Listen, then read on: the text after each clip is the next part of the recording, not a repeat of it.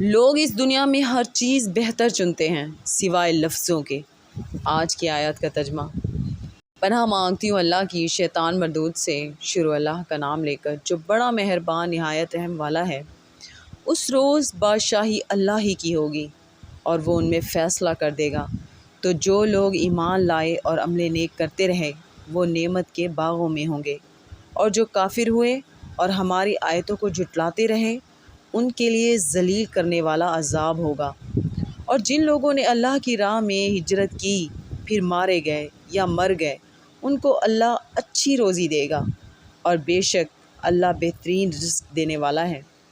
وہ ان کو ایسے مقام میں داخل کرے گا جسے وہ پسند کریں گے، اور اللہ تو جاننے والا ہے، بردبار ہے۔ یہ بات اللہ کے ہاں ٹھہر چکی ہے۔